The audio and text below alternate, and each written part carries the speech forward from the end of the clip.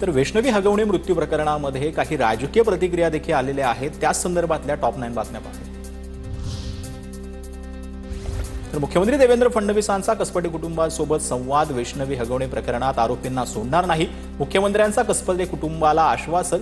राजेश कावडी यांना सरकारी वकील म्हणून नेमण्याची अनिल कसपटेंची मुख्यमंत्र्यांकडे मागणी। तर तुम्ही मागाल तो वकील देण्याचं मुख्यमंत्र्यांचं आश्वासन। उपमुख्यमंत्री अजित पवारांनी पुण्यात कसपटे कुटुंबियांची भेट घेतली। हे प्रकरण फास्ट ट्रॅक कोर्टात चालू। उपमुख्यमंत्री अजित पवारांचं कसपटे कुटुंबाला आश्वासन। हगवणेंच्या घरी पडलं त्याला अजित पवार जबाबदार असू शकत नाहीत। वैष्णवी हगवणे प्रकरणी जयंत पाटलांकडून अजित पवारांची पाठराखण। हगवणे प्रकरणात माझा काहीही संबंध नाही। काही जण विनाकारण बदनाम करतायत। अजित पवारांची प्रतिक्रिया। वैष्णवीनं मला थोडी जरी तक्रार केली असती तरी दखल घेतली असती। दादांचं वक्तव्य। उद्धव ठाकरेंची कसपटे कुटुंबियांना फोन करत विचारपूस। आम्ही तुमच्या सोबत आहोत। वैष्णवीच्या मृत्यूनंतर उद्धव ठाकरेंचा कुटुंबियांना धीर।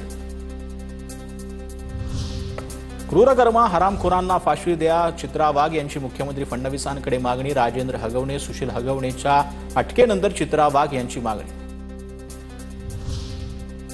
आत्महत्येची घटना घडण्याआधी वैष्णवी हगवणे संदर्भात तक्रार नव्हती। घटनेबाबत महिला आयोगानं स्वतःहून तक्रार दाखल करून घेतली। महिला आयोगाच्या अध्यक्षा रुपाली चाकणकरांची माहिती। वैष्णवीच्या जावेनं तक्रार केली तेव्हाच कारवाई व्हायला हवी होती। चाकणकरांवर सदोष मनुष्यवधाचा गुन्हा का दाखल होऊ नये? रोहिणी खडसेंचा रुपाली चाकणकरांवर जोरदार निशाणा। रोहिणी खडसेंकडून धमकी मिळाल्याची पीए नाफेडच्या पत्नीची तक्रार। दिव्याखाली अंधार असणाऱ्यांनी बोलू नये। रुपाली चाकणकरांचा खडसेंवर पलटवार।